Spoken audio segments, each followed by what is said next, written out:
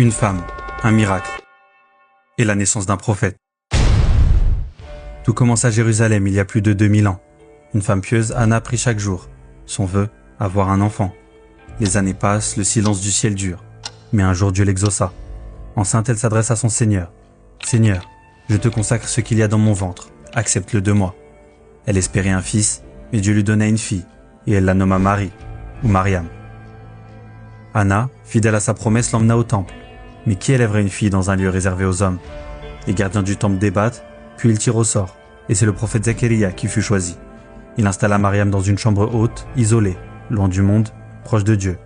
Mais un jour, Zacharia découvre quelque chose d'étrange, des fruits frais, hors saison, de la nourriture qu'il n'a jamais apportée. « Oh Mariam, d'où te vient cela ?» Elle répondit, « Cela vient d'Allah, il donne sans compter à qui il veut. » Les années passèrent. Mariam grandit dans la prière, le jeûne et l'adoration, la meilleure des femmes de son temps. Mais un jour, tout bascula. Alors qu'elle était seule dans le désert pour se purifier, une lumière éblouissante l'entoura. Un homme apparut, mais ce n'était pas un homme ordinaire, c'était l'ange Jibril. Il lui dit, « Je suis le messager de ton Seigneur, je viens t'annoncer un fils pur. » Mariam, troublée, répondit, « Comment aurais-je un fils? Aucun homme ne m'a jamais touché. » Ainsi en est-il. Ton Seigneur a décrété la chose, c'est facile pour lui. Il fera de cet enfant un signe pour les gens. Et il souffla en elle l'âme de Jésus, ou Aïssa.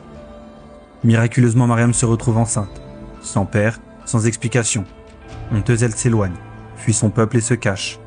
Les mois passent, les douleurs de l'accouchement la prennent au pied d'un palmier desséché. Seule, elle cria, « Si seulement j'étais morte avant cela !» Mais une voix l'appelle d'en bas, « Ne t'afflige pas, ton Seigneur a placé sous tes pieds un ruisseau. Secoue vers toi le tronc du palmier, il fera tomber sur toi des dattes fraîches et mûres.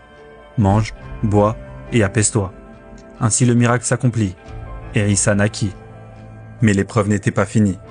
Mariam revint en ville un nourrisson dans les bras, et son peuple s'indigna. « Oh Mariam, tu as fait une chose terrible. » Mariam ne dit rien, elle pointa simplement l'enfant. Comment parlerions-nous à un bébé au berceau? Alors le miracle ultime se produit, et Issa parla.